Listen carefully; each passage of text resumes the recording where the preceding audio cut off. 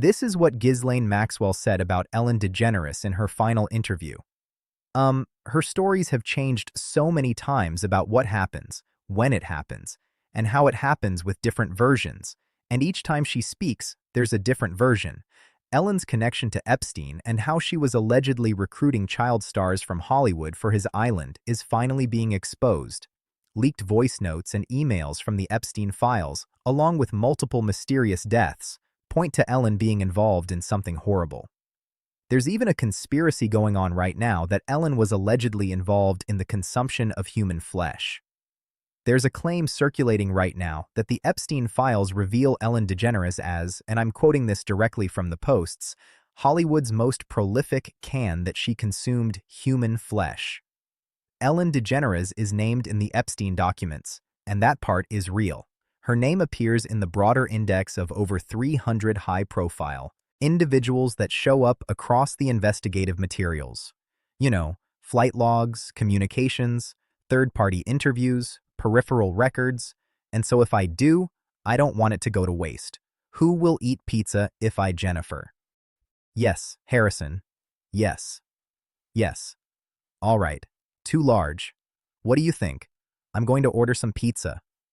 The Ellen Show went on for 19 years, and during that time, Ellen gave a platform to some of the worst pet in Hollywood. And in 2021, news came out that Ellen was a her staff. There were reports of both physical and sexment on the set of Ellen, which had apparently been going on for decades. The same woman that had built her brand on being nice and called herself the Be Kind lady was actually a horrifying person. At the same time, Ellen used her show to normalize using human stem cells. According to some investigative journalists, Ellen was recruiting child stars for Epstein.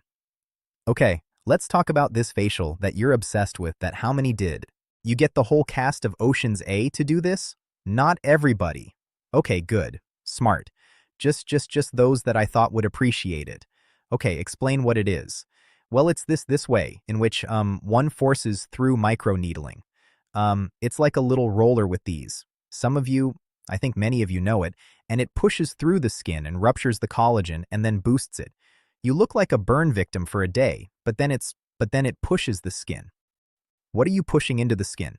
Sarah S. Carey, what are you pushing into the skin?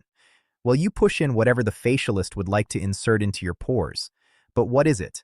It is an extraction from a piece of skin that came from a young person far, far away, and they somehow figured out how to extract.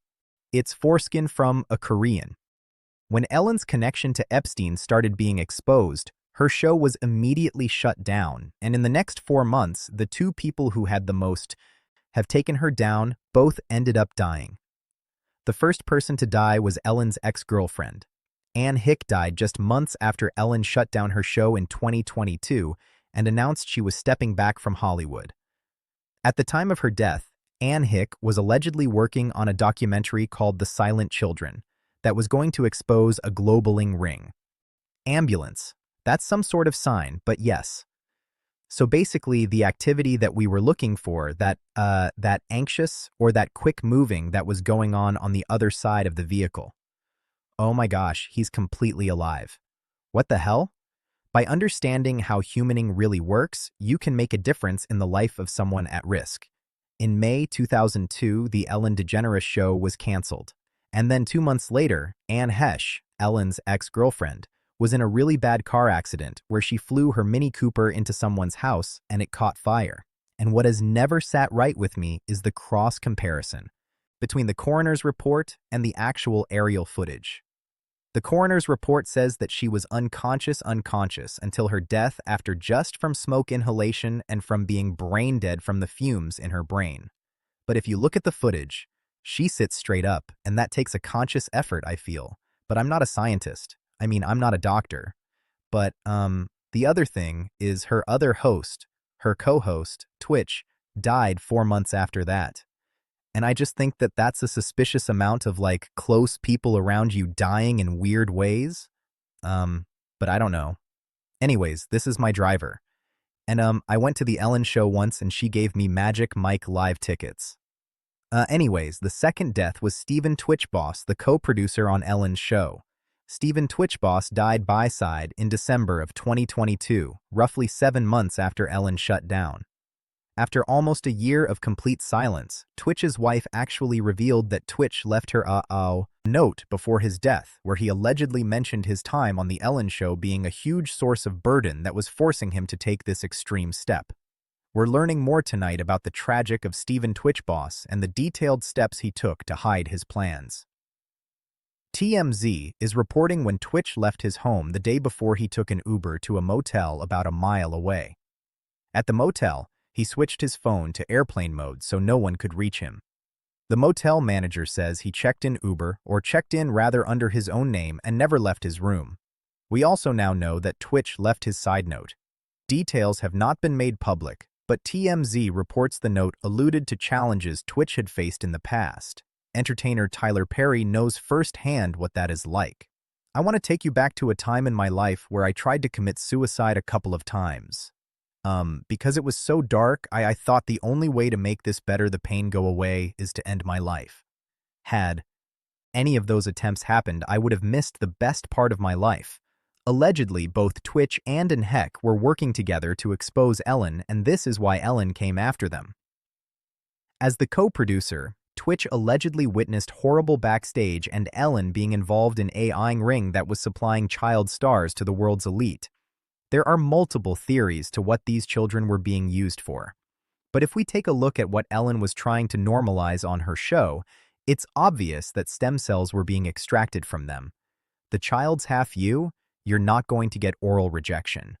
That's what Epstein was actually one of his main businesses along Peter and Guard. Oh yeah, it's much worse than just, 14-year-old, 15-year-old girls that they want you to just stay in that area and never get down the rabbit hole. That's the entrance to the rabbit hole is 14, 15-year-old girls. No. Down in the rabbit hole. Down the rabbit hole is women getting pregnant with the man's own baby, so it doesn't get generally rejected. Central African women, because they have dominant genes and the stem cells are about 100 times better. Just a fact for health effects. And then woman has at 8 months, they suck dry of it, bone marrow, its blood, and in multiple transfusions put it into the rich old men and rich old women. And that's what Peter Nygard, that's public by the way. And not public Epstein did though, it's leaked he was into cloning and hundreds of babies of his own, and underground medical facilities at Zorro Ranch, all these medical chairs, oh yeah, that's what they do. Soon after the death of Twitch and Anne Heche, the Department of Justice announced that they had completed their initial review of the Epstein files and were going to release his Black Book client list and make all his emails and court documents publicly available. 3 months after this announcement, Ellen announced that she was leaving the US forever and moving to the UK. Ellen DeGeneres and her wife Portia D. Rossi have reportedly fled the US bound for the UK after Donald Trump's landslide victory. Numerous publications are reporting the couple have left the United States permanently. There are also reports the couple have put their Montito mansion on the market. Entertainment publication The Wrap has the exclusive story and said Ellen DeGeneres and wife Portia Dossi have moved to rural England, put their Montito estate on the market, and plan to never return to the United States, telling friends the election of Donald Trump was their primary motivation. Ellen DeGeneres has been a vocal Trump critic, so the move doesn't come as a surprise to most. They're losing their mind. She sounded so sincere, didn't she? Very sincere. Virtually choke on her words. But the best one for me is Ellen DeGeneres, who is, by the way, a very nasty person. I've had dealings with her in Australia. Could I tell you some stories about that cow? But anyway, good riddance to her. But she was quite friendly with that P. Diddy bloke, wasn't she? Well, this is why I say release the Diddy files. Diddy files. Come on, Donald Trump. We want to know whose name. So maybe she's hightailing out of there before all that is thrown at her as well. But what a bunch of hypocrites. This is where Rosie O'Donnell comes in. Rosie is the one person that can connect Ellen to Anne Heche's death. Ellen would show up to Rose's house with Anne Heche multiple times, and Anne noticed that at times it felt like Ellen was manipulating Anne. Even around the time of Anne's death, Ellen was still dating her. However, The only person who knew this was Rosie because they had come to her house together. Anne Hayes gets in this accident, and I'm bereft. Now, how did I know her? She did my show twice, and, she and Ellen came to my home in Miami and swam in my pool, and we had lunch once. So I knew her. Not really well, but in the celebrity vernacular, and that she was with Ellen for a while, and then how her career suffered, and her book Call Me Crazy. There was a horribly, horribly tragic child in that family. And I've always sort of felt sorry for her, so when she's dying and when that all happens, I'm legitimately bereft in a way that maybe surprised me.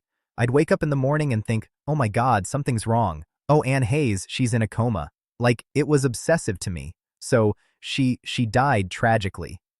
Now, after Anne Heche's death, Ellen tried to play it like she had broken up with Anne months ago and had no idea where she was and what was happening. This surprised Rosie because she had actually seen them together. So, what Ellen did was she actually cut Rosie off too, and claimed that she didn't know Rosie. But they also never asked you to come on. Well, no. They asked me once at the end, towards the end. I was going to go out for Smill, but I wanted to bring someone with me because I thought it might be a little less awkward. The worst part is that it's not just Ellen. Hollywood has always been like this. Rosie even recalled a story of her trying to expose Bill Cosby years before the allegations came out, but people never supported her and instead tried to cover it up. So, I was not very, I was one of those people who was not surprised by all of his, the charges against him. But on The View, they would not discuss it. Every time I tried to bring it up, it became a little fight. The unfortunate reality is that Hollywood has always been a breeding ground for the sick and powerful. Joe Rogan talked about this too and mentioned how children have never been safe in this industry. Watch your mother kids be around weird agents and taking auditions. Don't let your kids get into acting. Do not let your kids get into acting. Has it ever worked out? Well, the other thing is look at what happened with that Sandusky guy. That guy was taking care of kids. His whole thing was hey, I do charitable work with children. I do charitable work and I take care of these kids. Yeah, I'm just all about helping kids. It's all about helping kids. They're our future. Here's the thing. He's one of many. There's got to be a bunch of people that ran their business that way. But Weinstein, they say in Hollywood, my agent's oh no. Yeah, it's about time he got caught. I'm what? Everyone knew this. Everyone knew. Did you see his contract? It was in his contract. The way he had his contract set up was they had a certain amount of money that he would have to pay if he had a second claim against him. It was it was a thing for him. Yes, he had so many claims that's first offense was $100,000. Second offense was $250,000. Third offense was $750,000. Fourth offense was $1 million. Who what? Had it written into his contract. His contract with the Weinstein Company he owned Marax, right? I don't know. Explain that contract. He'd have to pay $100,000. Yes? Yes? Okay. They're protecting themselves. Oh, when they sign him, they go, okay, the first time he with one of these guys, it's going to be 100,000. Second time, it's 200. It's not yes. I mean, it was so big of a problem. Yes. It was such a who, it was so known of what he would do. And look, even Quentin Tarantino said that he did it to his ex-girlfriend. Ellen has always been involved with Hollywood's worst. At the same time, the obvious signs were always there. Back when the Department of Justice first released images of Epstein's island, people were quick to notice how a temple on the island matched exactly with what Ellen had on her show. Did you know that Ellen DeGeneres' stage set is exactly the same as on Epstein Island with all the couches, the same color, the same soft furnishings, palm trees, window, everything to the T? And I'm really? Wow. We're getting some up now. Getting some up now on our screen. Yeah, there's palm trees. You're right, look at the back behind her. Strip building. There's nothing here. Don't berate her. I'm not berating. I'm just saying I'm going to look further. There's also been a lot of talk about the crown and skeleton symbols from Jean-Michel Bazia's art, which both Jay-Z and Ellen have been seen wearing lately. Some investigators think these symbols are a nod to the elite's occult connections. There are even claims that these specific images match disturbing files found on Epstein's laptop that allegedly link high-profile politicians to ritualistic and child trayism will be their downfall. Or is it just art? And let me be the first to tell you, it's all connected. I mean, if you know, you know. But first, let's go back to that video of Ellen DeGeneres. When the camera turns, you can see the inside of her house. Now, see that picture right there? Well, if you pause it and look it up, it says "Evil Thoughts with Revenge" right next to it. Here's another picture of Ellen in her house, and this is the picture behind her. Now, the thing I'm curious about is the letters on top of the picture. These look oddly similar to the letters Marina Abramovich writes out when she does spirit cooking. Remember the beginning of the video? It's all connected. And that person that was in all red is Lady Gaga, and she went to Marina Abramovich many times for teachings. But let's continue. This is another picture of Ellen in her home. She's cutting her mother's hair. But what is that picture above her head?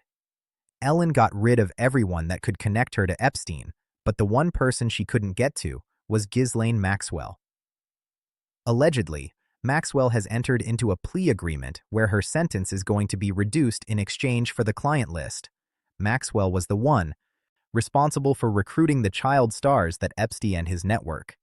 So she knows firsthand exactly who Epstein was working with. Multiple victims have confirmed Maxwell's role, saying that she was the one who approached them. We know for a fact that Epstein was tracking young women, models, and child actors from Hollywood. The only question is who was the one supplying Epstein. Some reporting suggests it was Ellen. In one of his emails, Epstein said that to a film director researching a really bad guy that gets children for sent to his island. Epstein told her, "That person is me.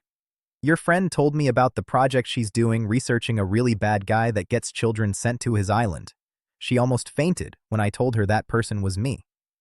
This is 7 months before his arrest. Question: which one do you prefer? Lewdly and lascivious conduct or procuring minors for, I suppose, lewd and lascivious conduct? I would prefer lewd and lascivious conduct with a proitude if possible. That exchange between Jeffrey Epstein and Ghislaine Maxwell on May 23, 2008, is part of some 18,000 emails from Epstein's personal Yahoo account, obtained by Bloomberg News. The emails, which suggest the inbox was most active between 2005 and 2008, include messages spanning 2002 to 2022. Epstein died in 2019, and emails received after that are largely spam or marketing offers. Overall, the emails offer a raw look into the disgraced financier and sex offender's world. While this inbox wasn't the only one he used, the newly uncovered emails do suggest how central Maxwell was to his life, something that contradicts her telling of events. She's characterized herself as a former girlfriend and property manager for eBay. His lane still has incredible power. Even the guards at the prison she's in are forced to obey her. Some of the inmates who served alongside Ghislaine Maxwell are now saying they were punished by prison staff for talking about her. One woman spoke to a reporter about how Maxwell was receiving special treatment after that interview was published. The woman says she was punished. I've seen an exclusive report. Some of the inmates who served alongside Ghislaine Maxwell served time alongside Ghislaine Maxwell, the convicted offender, and Jeffrey Epstein's co-conspirator. Some of those inmates are now speaking out, some saying they were punished by prison staff for talking about Maxwell. One woman who spoke to CNN's MJ Lee says that she was a former inmate at the minimum security prison camp in Bryan, Texas when Maxwell was transferred and moved there, and she spoke to a reporter about it then how Maxwell was getting special treatment and other inmates thought it was unfair. Well, after those comments and that interview was published, this woman says she was punished. He says, did you speak to a reporter? He said, well, it's all over the World Wide Web. I waited in a cell for, I don't know, I think it was less than an hour.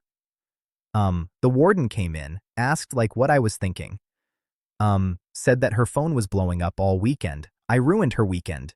I shouldn't have talked to them. And I did apologize. At this point, I'm a little teary-eyed. I said, I didn't mean to cause issues. I answered a question. And when I told her that my daughter had, a experience, she rolled her eyes. The only reason Ghislaine is so powerful is because Epstein's network is still active today. Thank you. You said this is the end of the of your review of the Epstein files.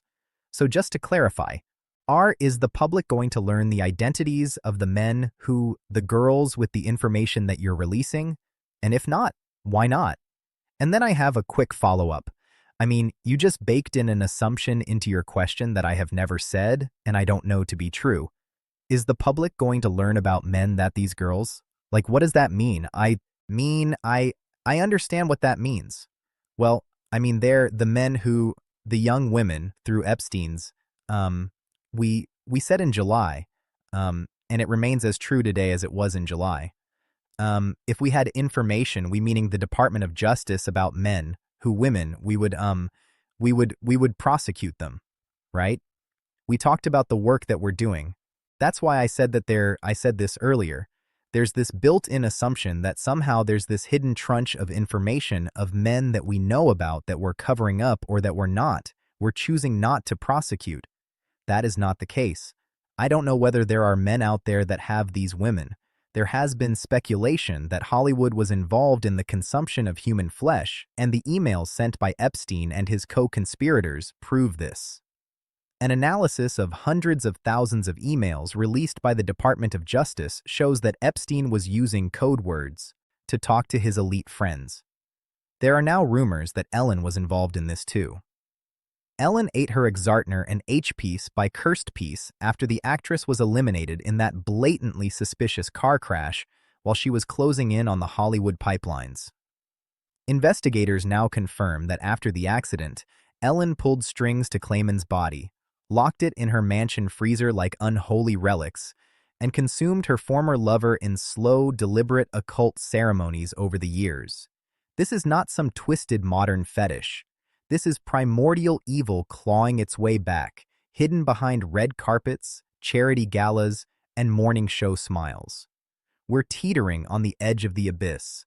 One more silence, one more cover-up, and this ancient evil devours everything.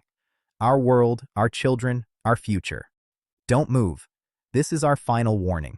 Before we dive in, and subscribe to the channel if you haven't already, and join the People's Voice Locals community to join our incredible community, support the channel, and gain access to exclusive and uncensored content. Jeffrey Epstein's Hollywood elite circle has been exposed as outright, not fringe rumors anymore. Hard evidence is surfacing from the 2026 Epstein file dumps, millions of DOJ pages packed with jerky as code for human flesh, baked parts in freezers, yacht dismemberment rituals, and eyewitness accounts of Elise infant remains like it's a sacrament. Here is Epstein and Woody Allen casually chatting about devouring parts and crunching like it's dinner talk. Hollywood's elite menu gets darker with every file drop, and for those willing to dig, it's all laid out in black and white. The smiling face repeatedly tied to it all. Ellen DeGeneres, the warm, relatable host who greeted millions every day while orchestrating Hollywood's darkest supply chain, for the elites who have been hiding their vice in plain sight for years. Yes, we do consume each other's blood on occasion for ritual purposes only. It is used for a reason, and it is controlled where it's like, let's shed a few drops of I need to drink it. I love babies. Oh yeah, they loves on these. It's crazy. I mean, I do too, though, because I have an iron deficiency, so its tea tastes good. Like, do you guys like the taste of blood? Does anyone here like the taste of I like it? I eat like ramen. How old are you? 12? 12? Oh, okay. Only to 10. That's good. That's good. Pineapple. No one can seem to agree on anything anymore except for two things. Pizza and us. And us. My name is Roy, and for the most evil invention in the world contest, I invented a job robot. Epstein file investigators name Ellen as the bridge linking Epstein's island network to LA network's drinking ceremonies and feasts. And one person who was determined to expose the truth for years was Ellen's ex, Anne Heche, before she was executed on live television. She found the links between fame, power, and the ancient dynasties who still pull the strings. From the shadows. Recent coverage says the Epstein document releases included references to cannibal-related words, but those mentions did not establish cannibalism or human consumption by Epstein or his associates. Instead, Epstein was supplying this meat to others. There are code words that suggest Jeffrey Epstein and his associates you could maybe even be engaging in some sort of consumption. Is that human consumption? Are there code words? There's a lot of talk of beef jerky. There's a restaurant called where the owner is listed in some of these documents. Now, that isn't a restaurant that is just proclaiming to serve human meat by any means. But some of this it seems that there's a lot of conspiracies that make you wonder. And I saw more emails about torture, and these coded conversations still have a very clear topic that torture was big. It was a big driver for them. And these were sick people doing very, very sick things. Was Epstein acting as part of a much larger network, or has the public already seen the full picture? Let us know your thoughts in the comments below. If you enjoyed this video, don't forget to like, subscribe, and turn on notifications so you never miss an update. Thanks for watching, and we'll see you in the next.